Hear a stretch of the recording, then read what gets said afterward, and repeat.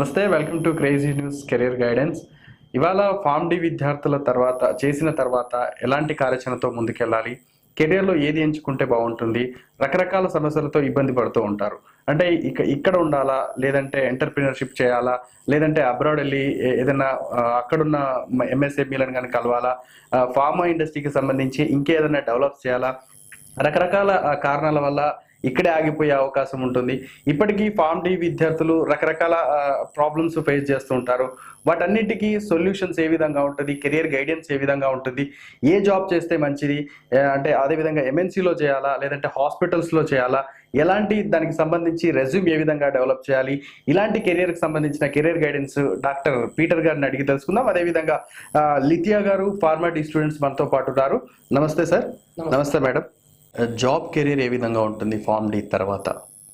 So after completing pharm D ఈ 6 years course ఏదైతే ఉందో కంప్లీట్ చేసినాక ఆ పీపుల్ ఆర్ ఇన్ డైలమా అన్నట్టు, either to continue with the hospital sector or else to come in to the companies.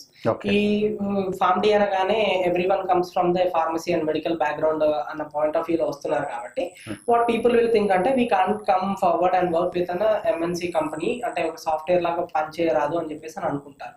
But when you people choose into these two categories ni manam choose cheskoni, when comes to the clinical side vaste either you can work as a duty medical officers konni hospitals lo manaku prompt ga తీసుకుంటనైతే you will be working taken as a clinical pharmacist in the hospital sector or else into the clinical researcher ga clinical research coordinator ga manaku hospitals lo తీసుకుంటారు. At the same time coming to the మనకు MNC multinational companies and clinical research organisations లో you will be working with clinical research clinical trials, మళ్ళీ తర్వాత pharmacovigilance and regulatory affairs and also like medical writing and also with clinical SAS. So all these comes under a software category అన్నట్టు. And what is it is called అని అంటే ITES, information technology enabled services అన్నట్టు. So every department కి మనకు ఈ software అనేది inbuilt అయిపోయి మనకు విల్ బి యూజింగ్ ఎవ్రీథింగ్ అన్నట్టు. అంటే ముందు పేపర్ రిటర్న్ ఉండేది, but it is not like that. And future generation కి వచ్చేసి everything moulded in to the software field. కాబట్టి ఎవ్రీ సాఫ్ట్వేర్ అంటే మనకు చేసే ప్రతి ట్రయల్ అయినా కూడా, లేకపోతే ఫైండింగ్ ఆఫ్ ద డ్రగ్, అంటే ఒక డ్రగ్ మీద ఉన్న విజిలెన్స్ డిపార్ట్మెంట్ అయినా కూడా they are been tieing up with the software, they are working with that companies అని. సో అప్పుడు అక్యురసీ ఉంటుంది అన్నట్టు, మ్యాన్ మేడ్ ఎర్రర్స్ కూడా చాలా తక్కువ ఉండి. So these people will be continuing with this type of departments అన్నట్టు. సో ద మెయిన్ మోటో ఏంటంటే టు ప్రొడ్యూస్ ద, అంటే మనకు ఫైనల్ గా ఏంటంటే ఒక patient well being and safety and well being అనేది మెయిన్ మోటోగా will be working on that అన్నట్టు.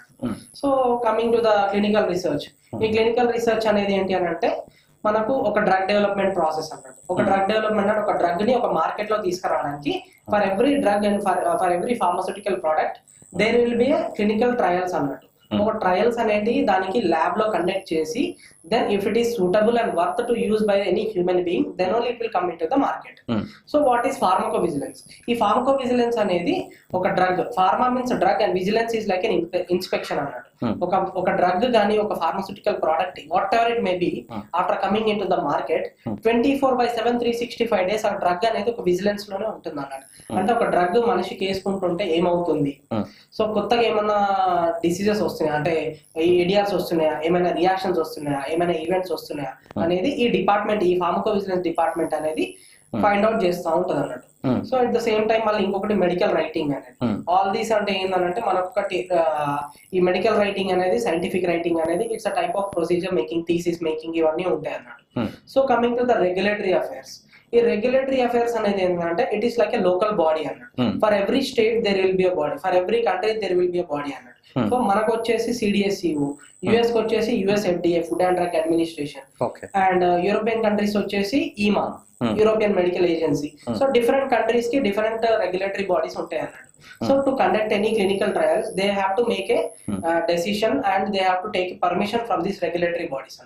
So when they take a regular permission from these regulatory bodies, and soon after that they will be starting they have to submit this అంటే ఒక protocol submit చేసి we are going to perform this clinical trial, either we can perform this or not అనేది మనకు ఆ protocol లో మనం అన్ని mention చేసి ఇస్తే if it is ready worth ఒకవేళ వీళ్ళు చేసే ట్రయల్, ఒక కంపెనీ ఒక సిఆర్ఓ చేసే ట్రయల్ వర్త్ ఉందంటే these regulatory bodies will given green signal లాగా అన్నట్టు. So if there is any protocol violation also వాళ్ళకు ఒక ఏంటంటే ఒక రైట్ ఉంటుంది అన్నట్టు, either to stop the trials or else to hold the trials, మళ్ళీ తర్వాత దాన్ని ఇన్స్పెక్ట్ చేసి పంపించే ఛాన్సెస్ ఉంటుంది. So but all of this there is something called clinical SAS. So people ఏమేం చేస్తున్నారంటే సాస్ అనగానే ఇట్ కమ్స్ అండర్ అనలిటికల్స్ కదా, సో వీ కెనాట్ వర్క్ అంటే ఒక ఫార్మడీ స్టూడెంట్ కానీ ఒక మెడికల్ ఒక pharmacy student they cannot work with clinical SAS అంటే సాస్ అనేది అనలిటికల్ వర్క్ చేయలేరు, because entirely this is different based on their individuality అన్నట్టు. సో ఒకరేంటంటే their grasping power will be very more high అన్నట్టు, high efficient ఉంటారు, ఒకసారి చెప్పగానే తీసేసుకుంటారు. Based on the individual interest people want to work with clinical SAS అంటే it is entirely like programming language. So whatever the work will be doing, ఒక 10 members చేసే work ని this 1 person will be doing it in with in 8 hours of working days. Working day లో will be completing అన్నట్టు. It is entirely like programming for any company. They want to make a stats కానీ ఏదైనా తీయాలి, for example for any drug కానీ any trial కి కానీ మనం ఒకవేళ చేయాలని అనుకుంటే they will be going with stats or else with sauce programming అన్నట్టు. So these are the both categories అన్నట్టు. అంటే ఒక క్లినికల్ ఫార్మసిస్టా లేకపోతే ఒక ఎంఎన్సీ ఎంప్లాయీ చేయాలని అనుకుంటే this is the main kind of in categories. మీరు చెప్పండి లిథియా గారు, అంటే మీరు ఇప్పుడు ప్రజెంట్ చేస్తూ ఉన్నారు, ప్రజెంట్ చదువుతున్నారు, ఫార్మడీ అంతా ఎండింగ్ వచ్చింది కదా మీకు. సో ఈ ఫార్మడీకి సంబంధించి ఎందుకు MNC, why MNC after pharm D తర్వాత ఎంఎన్సీకి ఎందుకు వెళ్ళాలనుకుంటున్నారు? ఎంఎన్సీ అయితే బెస్ట్ సాలరీస్ ఉంటాయి, మెయిన్ టైమింగ్స్ కరెక్ట్ గా ఉంటాయి. We might not be having night duties like that. We actually don't know anything about that. We have to know because I'm pursuing.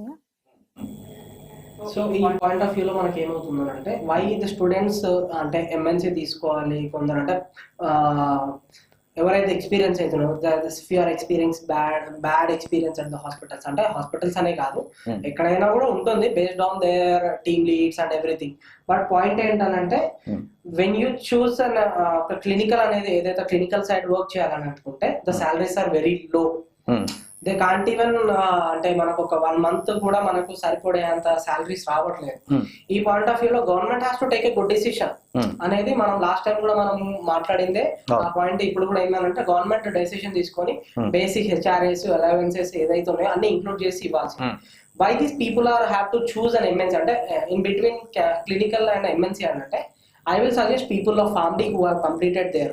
అంటే వాళ్ళు ఎవరైనా చేస్తున్నారు అని అనుకుంటున్నారు అంటే నేను ఫర్దర్ గా జాబ్ ఏది చేయాలని అనుకుంటే ఫర్ యూ అంటే వాళ్ళ పాయింట్ ఆఫ్ వ్యూలో I can suggest people to go with an MNC. ఎందుకంటే you will be getting time to time salaries first of all, and there will be good hike based on your work individuality. And ఇంకోటి వచ్చేసి మనకు you will be having a fixed Saturdays and Sundays week off. You can also spend the time with your families. That's the main Moto.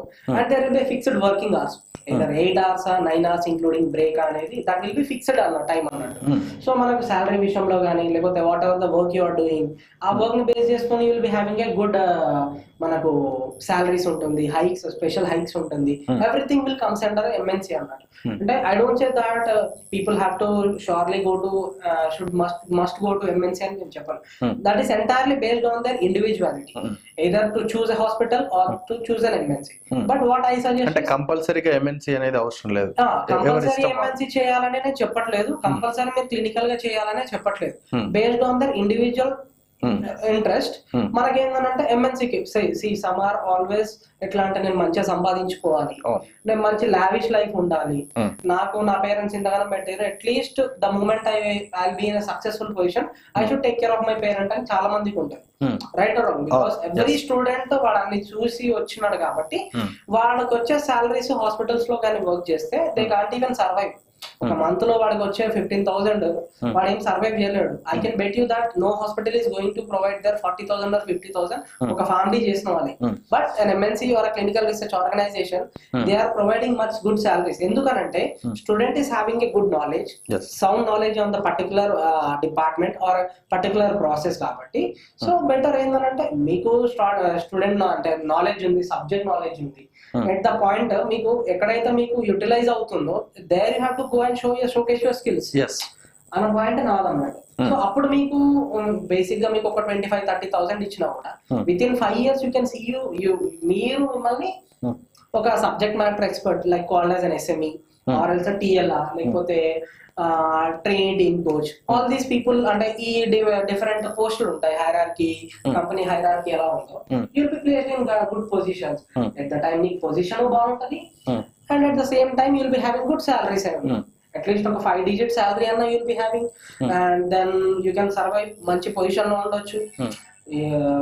By the time you become elder అంటే ఒక 30-35 age వచ్చే వరకు approximately you can get in between 70 to 1 lakh.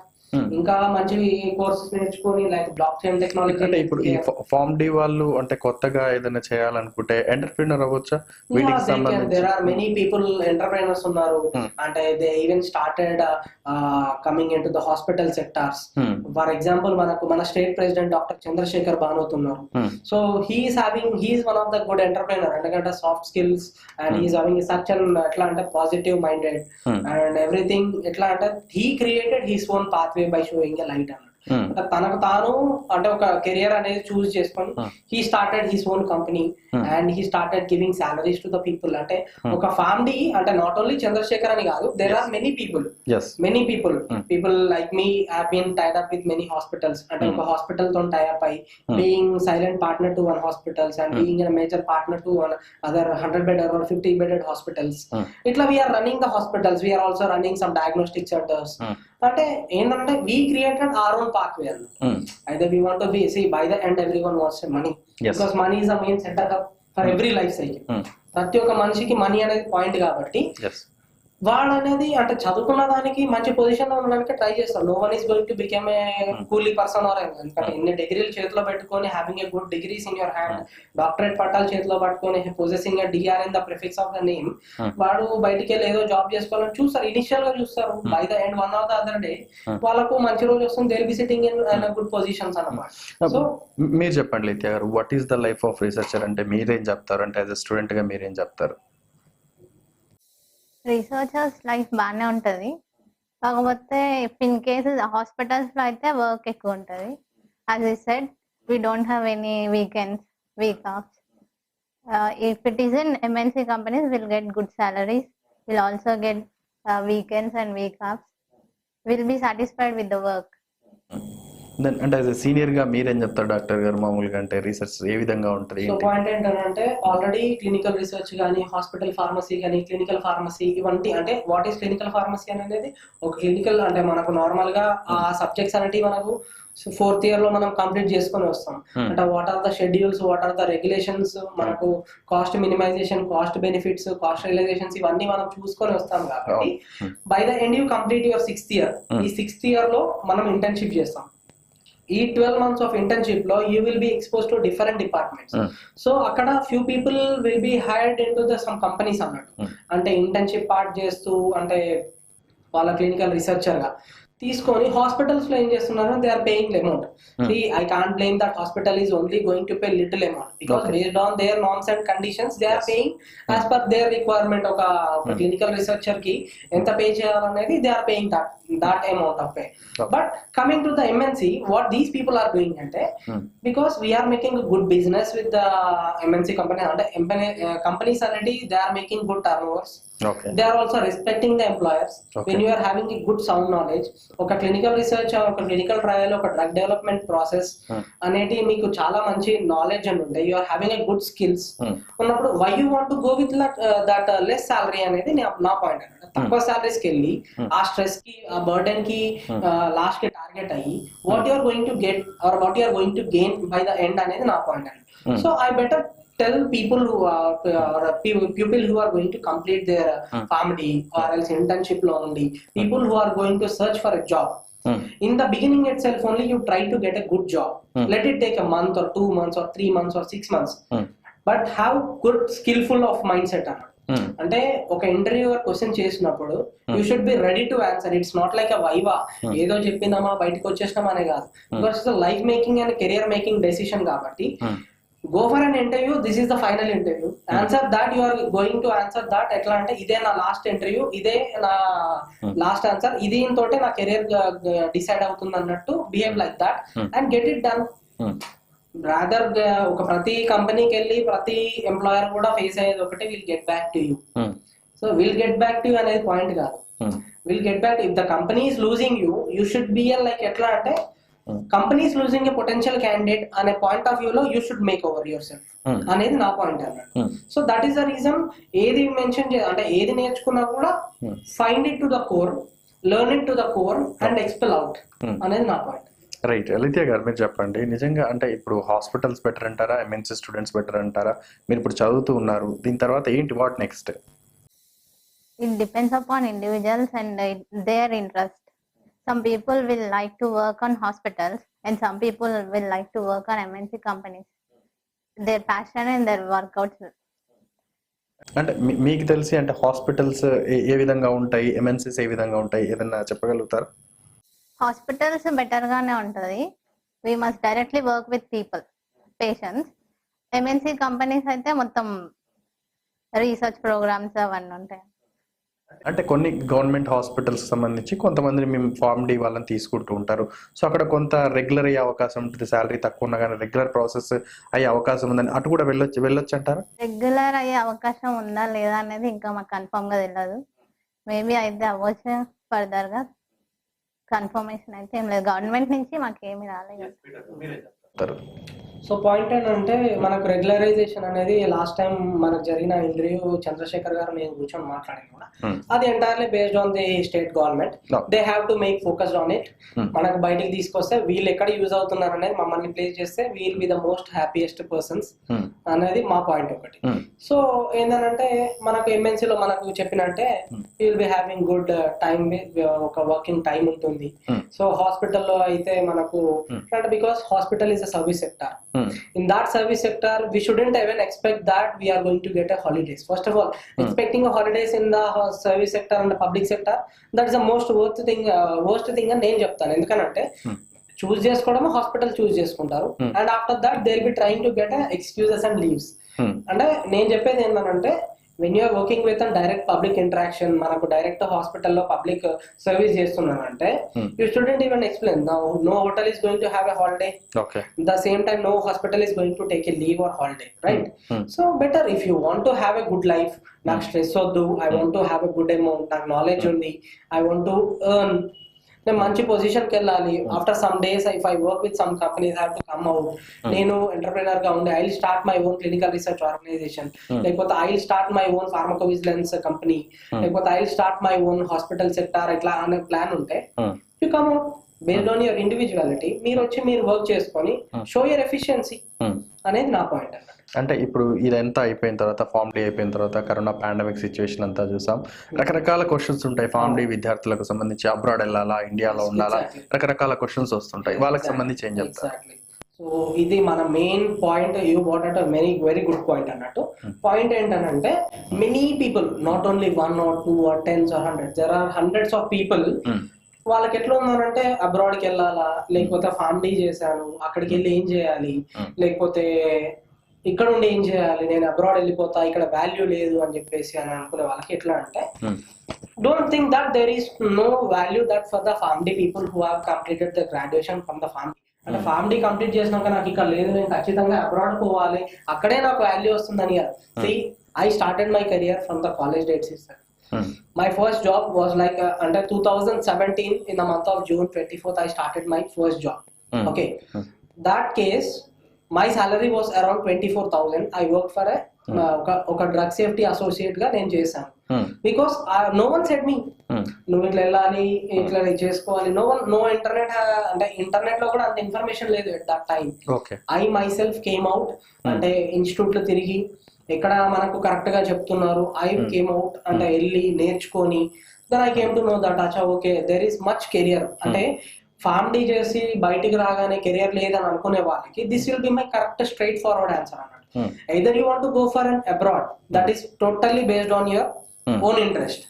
Okay, abroad వెళ్ళి choose the best college, if you are job oriented, నాకు జాబే కావాలి, నేను అబ్రాడ్కి వెళ్ళి నేను జాబ్ చేయాలని అనుకుంటే, like people most of the people 85% of the people trying for Canada. So Canada is different, like అంటే ఎట్లా అంటే ప్రావిన్స్ అని ఉంటుంది. So if you're trying for any Vancouver, if you're trying for Toronto, ఆ particular region only you have to stay అన్నట్టు till you complete your education. You can't your migrate from Toronto to Vancouver అనేది ఇట్లా మనకు migrate చేయడానికి ఉండదు. So what you people do అంటే, if you really want to go abroad, అక్కడ MS complete చేసి you want to get a job, try going to the community colleges అని చెప్తాను. Why community colleges, why not to universities?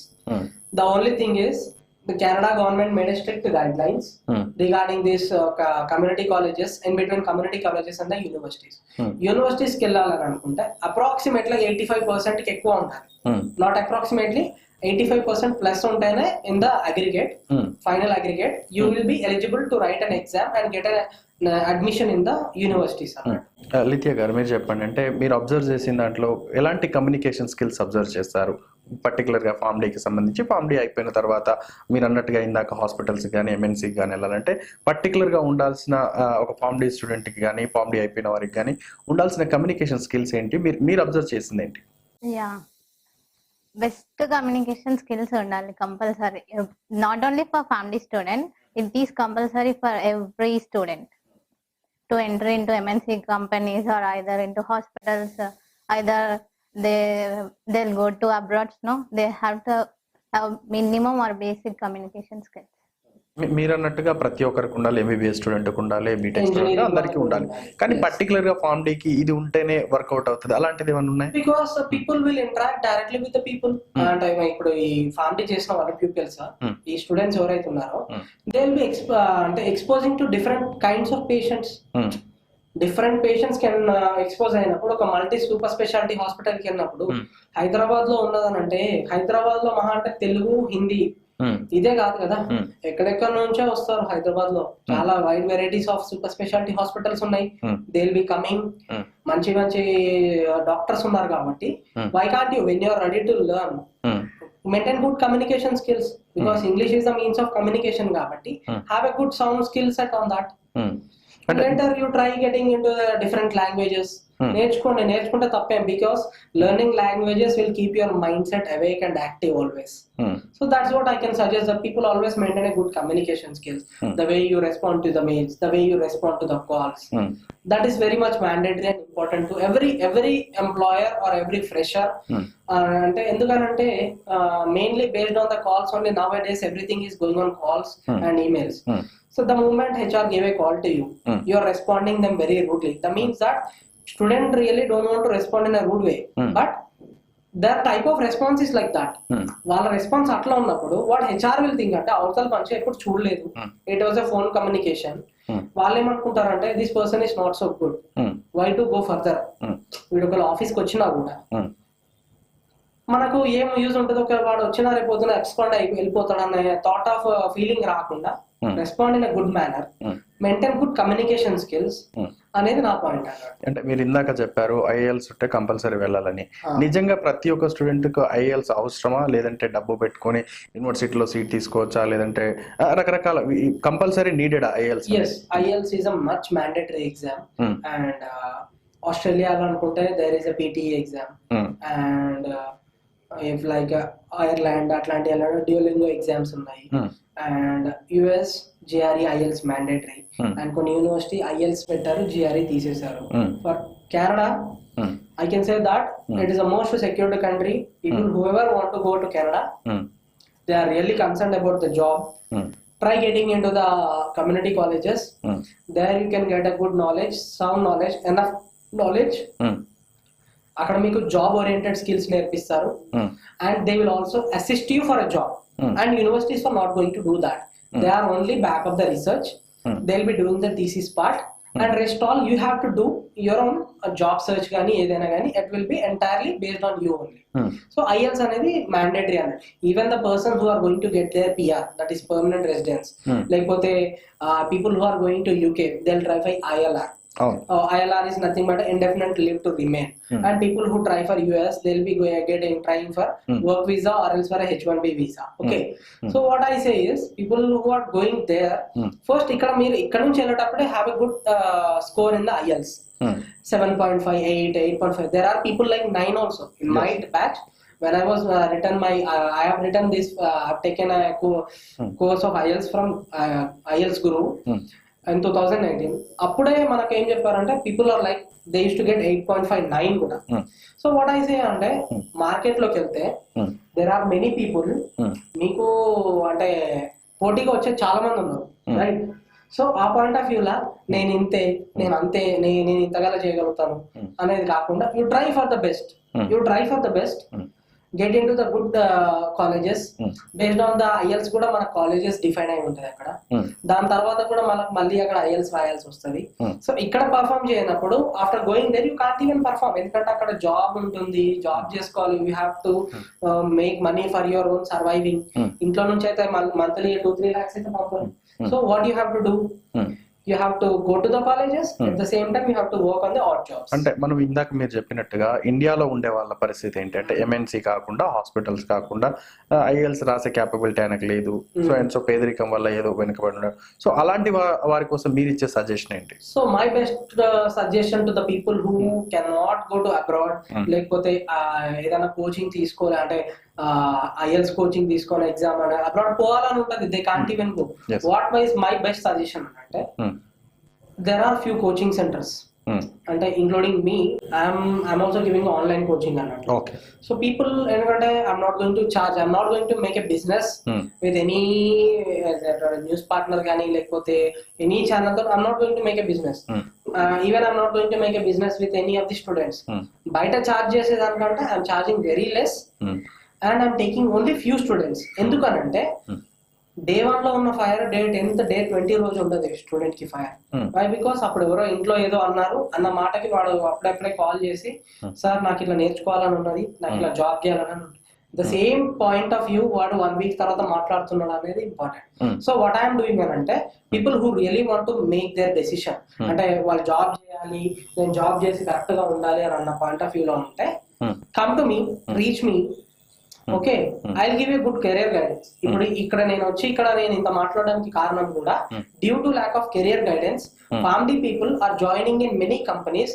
అక్కడ bonds ఇచ్చి చిన్న చిన్న companies లో అక్కడ ఇరుక్కుపోయి మంచి ఛాన్స్ వచ్చినా వెళ్ళలేకపోయి ఉండి ఆ చిన్న కంపెనీస్ లో ఇరుక్కుపోయి ఉంటున్నారు. So never ever go for any bond. అక్కడ వెళ్ళి మీ 2 years కానీ 1 year కానీ బ్లాంక్ చెక్స్ ఇచ్చి, మీ పేరెంట్స్ ఎంప్లాయర్స్ చెక్స్ ఇచ్చి, అక్కడ మీ సర్టిఫికెట్లు పెట్టి స్టాంపులు వేయించుకొని, don't go for such type of bonding and all those things. మీరు కోర్సెస్ నేర్చుకోండి, లైక్ క్లినికల్ రీసెర్చ్ ఉంది, ఫార్మకో విజిలెన్స్ ఉంది, regulatory affairs, medical writing, clinical SAS, blockchain technologies, healthcare లో there are many courses. If you want, ఎందుకంటే ఇవన్నీ courses ఉన్నాయి అన్నమాట. మీరు నేర్చుకోవాలనుకుంటే ఇన్ని నేర్చుకొని you can come in to the market. There are companies hiring, there are many clinical research organisation like ఈక్వియా ఉంది, నోవటిస్ ఉంది, ఇవన్నీ కంపెనీస్ ఉన్నాయి. సీనియర్స్ హెల్త్ ఉంది, many companies, Accenture is also working for pharmacovigilance. Many companies ఉన్నాయి. These people are hiring. When you are having good communication skills, when you are having good knowledge, people are ready to hire you. అదొకటి నా point అన్నమాట. మీరు formed ఇప్పుడే ఈ మధ్య కాలంలో అయిపోయింది. సో మీరు MNC కానీ హాస్పిటల్స్ కానీ మీ కంఫర్టబిలిటీ బట్టి జాయిన్ అవ్వడానికి వెళ్తుంటారు. సో రెజ్యూమ్ డెవలప్ చేస్తూ ఉంటారు. సో రెజ్యూమ్ డెవలప్ చేసేటప్పుడు మీకు ఎలాంటి ప్రాబ్లమ్స్ ఫేస్ అయ్యాయి? రెజ్యూమ్ డెవలప్ లో చాలా ప్రాబ్లమ్స్ ఉంటాయి. ద వే అంటే మనం ఏమేమి పెట్టాలి, ఎట్లా పెట్టాలి, ఎక్కడ ఏ పాయింట్స్ ఇంక్లూడ్ చేయాలి అనేది, మన ఎక్స్పీరియన్స్ ఏంటి. యాజ్ అ ఫ్రెషర్ గా ఎక్స్పీరియన్స్ ఉండదు. సో మనం ఇంటర్న్షిప్ ఏ దాంట్లో చేసాము అనేది అవన్నీ ఇంక్లూడ్ చేయాల్సి ఉంటుంది. ఎక్కువగా అంటే రెజ్యూమ్ లో చేసే మిస్టేక్స్ ఏముంటాయి? ఎక్కువగా అంటే ఫార్మడ్ సంబంధించిన విద్యార్థులు చేసే మిస్టేక్స్ ఎక్కువగా ఏం రిపీట్ అవుతుంది? ఫస్ట్ పాయింట్ ఏంటంటే whatever the internship what we are doing, they will keep that as an internship experience. Actually whatever will be doing in the academic circular, అంటే ఒక 6 years of academics లో ఏదైతే ఉందో that is not called an experience, right? Yes. See if you are doing apart from your college, నువ్వు కాలేజ్కి వెళ్తూ బయట work చేసే వాళ్ళు చాలా మంది ఉన్నారు, keep that as an experience separately, but don't keep this as an నాకు ఇంటర్న్షిప్ ఎక్స్పీరియన్స్ అని పెడతారు. ఈ ఇంటర్న్షిప్ ఎక్స్పీరియన్స్ లో 6 months ఒక దాంట్లో చేస్తాం, 2 months ఒక దాంట్లో, 3 months ఒక దాంట్లో. Never keep that as an experience because that create a bad contact on the particular person అన్నమాట. So people always forget that, ఎందుకంటే వాళ్ళ ఎడ్యుకేషన్ క్వాలిఫికేషన్స్ ఏదైతే ఉందో ఎక్కడ ఉంటే ఏంది హెచ్ఆర్ చూసుకొని కాల్ చేస్తాడు. No HR is going to do that. That's the reason you never get a call from the HR. You always mention you have to mention your second number, because in some altitudes, in some regions there will be no contact with the no communication signal strength ఉండదు. So always you need to mention the second number. Mention your mail ID clearly, your name and everything. These are the main key points in the resume so that the HR will try to reach you. If they are not trying to reach you అంటే వాళ్ళు మీ call రాలేదు అంటే either you can think you are not eligible for that, or else if your resume is not eligible అంటే ఒక eligible గా లేదు కాబట్టి they haven't gone through that. The only thing is that for a fresher 2 pages of resume is much enough అని నేను చెప్తాను. ఎందుకంటే you are putting all the things, నేను 5th year లో చెట్లు నాటినాను, 6th year లో we have done this, what we say Red Cross Society కి blood donation, all this never. Whatever you have done to the technically and the education ఏది చేశారో, if you mention that and make it clear and legible, and దానికి ఒక format ఉంటుంది, either you are mentioning that in the calibre, మీకు bolts ఎక్కడ mention చేయాలి, bullets ఎక్కడ mention చేయాలి, నంబరింగ్ ఎక్కడ మెన్షన్ చేయాలి, అది క్లారిటీగా ఉంటే that will be very neat entitled resume, and HR or hiring team will for surely they will reach us. Thank you sir, thank you so much, thank you madam, మంచి సలహాలు సూచనలు ఇచ్చారు. ఇది వాళ్ళ career guidance. Keep watching crazy news.